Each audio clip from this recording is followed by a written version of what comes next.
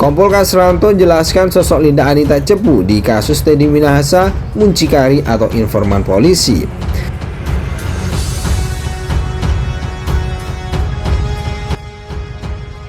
Apakah saudara ketika mendapat perintah itu saya sambil membawa pistol menodongkan kepada saudara selama 20 hari itu?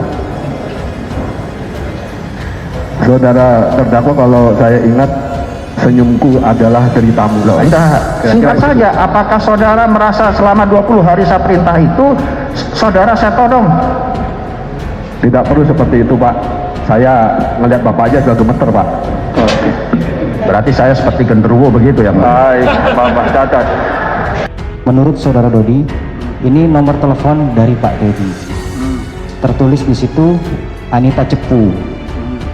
Nomor tersebut diteruskan ke saya. Saya disuruh telepon. Saya bilang, saya tidak mau. Karena membicarakan masalah sabu terhadap orang baru dengan label Cepu, saya khawatir. Artinya jadi saudara hubungi. Jadi saya hubungi ya. Jadi dihubungi. Betul. Nah, itu. Kau poles-poles dulu, baru kau ceritakan yang benarnya. Betul ya. Langsung saja yang benar-benarnya aja ceritakan. Iya. Ya. Oke. Setelah saya hubungi, langsung membicarakan masalah barang ini yang mulia. Apa kau ceritakan sama Linda atau Cepu itu? Dia bilang saya sudah tahu barang ini milik siapa. Oke. Dia bilang gitu. Tahu dari mana, Mbak? Saya bilang gitu. Saya tahu kamu juga seorang polisi. Kaget saya. Kok tahu dari mana ini? Apa pembicaraan saudara dengan Linda itu? Itu dulu. Ya, pembicaraannya seputar bagaimana barang ini diterima oleh Linda di Jakarta.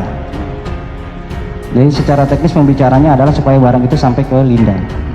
Kemudian pada tanggal 18 September, apa yang saudara ngomongkan ke Linda? Saya bicara sama Linda bahwa barang ini tidak bisa dibawa ke Jakarta. Terus? Saudara Linda harus datang mengambil ke Padang. Saya katakan seperti itu yang mulia. Kemudian itu keluarlah jasa kurir. Apa jawaban Linda? Jawaban Linda mengatakan, coba lihat kemari. Saya dilihat, jangan tunduk-tunduk. Ya, saudara Linda mengatakan, saya nggak berani kalau ngambil di Padang. Tidak berani, kata Linda. Iya. Apa kesimpulannya? Kesimpulannya jasa kurir yang mulia. Kirim melalui kurir begitu? Ya, saudara Linda menawarkan. Terus itu. apakah jadi dikirim melalui kurir atau saudara yang bawa? Saya yang bawa yang mulia, bersama saudara Dodi yang mulia. Terus Betul. gimana? Itu kapan berangkatnya dari Padang? Gimana yang mulia? Kapan saudara berangkat membawanya ke Linda? Itu tanggal 18 September ya? 18 September berangkat. Berangkat tanggal 22 yang mulia. Tanggal 22 September. 22 September berangkat dari Padang. Dengan siapa? Dengan saudara Dodi yang mulia. Ya. Kan ada jalan cerita yang sudah diuraikan oleh Pak Teddy ya, bahwa dia pernah dia merasa pernah ditipu oleh Linda. Ternyata dia sudah keluar biaya untuk operasional dan sebagainya, ternyata itu bohong. Nah, kemudian karena dia merasa sakit hati sama si Linda yang bohongi dia ya.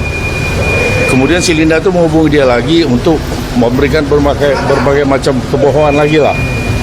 Dia teringat bahwa ada barang yang disisihkan oleh Kapolres. Kemudian dia pertemukanlah. Tujuannya apa? Tujuannya untuk menjebak si Linda. Tapi yang terjadi apa? Bukan menjebak, malah dilepasnya benda itu di Jakarta, transaksi di Jakarta. Itu yang membuat Teddy juga kecewa. Di luar kewenangan saya dong kalau di Jakarta. Berapa hasil penjualan Teddy nggak tahu. Lihat juga nggak tahu, apalagi menerima. Dan saya harus percaya itu. Karena dia bersumpah dulu. Saya bilang, saya minta kamu jelaskan dengan saya sejujurnya. Jangan kau berbohong. Kalau kau berbohong, saya akan tinggalkan di perjalanan. Dia bersumpah. Saya percaya sumpahnya. Kenapa? Karena saya tahu dia orang yang taat.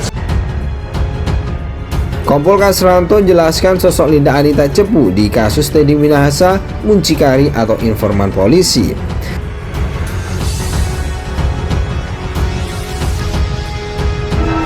Terus yang kedua, masalah muncikari. Saya tidak pernah menjadi muncikari. Jadi pekerjaan saya adalah membantu Polri untuk menangkap penyelundup dari luar negeri yang mau masuk ke Indonesia. Dan saya ikut surveillance juga sampai berbulan-bulan kami tidak pulang. Tapi kami dapat hasil yang luar biasa. Dan saya pencari dana juga untuk menjual barang antik juga untuk ke Brunei Darussalam. Kegiatan kami itu. Jadi kalau kami nggak ada kegiatan, kami di rumah. Terus, tadi kan saudara sudah lama ya berhubungan dengan Linda. Betul. Dulunya mucikari. Kalau sekarang apa profesinya? Sekarang wira swasta yang mulia. Wira swasta. Wira swastanya apa? Jual beli apa? Dan saudara gak dekat? Ya usahanya saya tidak tahu, yang penting wira swasta. Pak? Linda yang menyatakan bahwa itu bos besar Pak Teddy.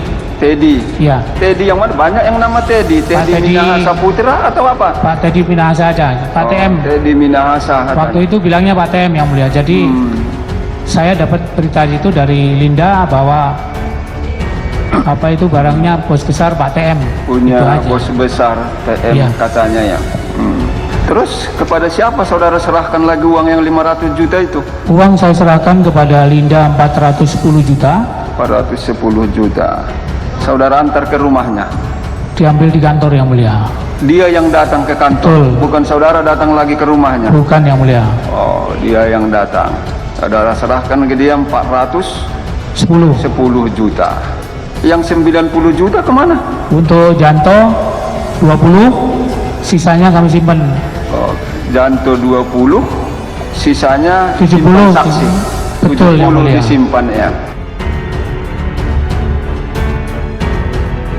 Ex-Kapolsek Kalibaru Komisaris Polisi Kasranto mengenal sosok Linda Pujastuti alias Anita Cepu sejak tahun 2000-an. Dia mengenal perempuan itu bekerja sebagai muncikari di tempat hiburan malam. Dulu tempat hiburan mana yang nggak tahu, kata Kasranto kepada Majelis Hakim Pengadilan Negeri Jakarta Barat.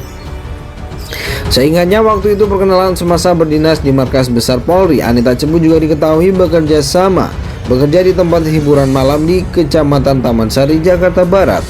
Kemarin Kasranto menjadi saksi untuk terdakwa ex-Kapolda Sumatera Barat Inspektur Jenderal Teddy Minahasa Putra. Dia membeberkan latar belakang Anita saat ditanya oleh Antoni Jono, yaitu anggota tim pengacara Teddy.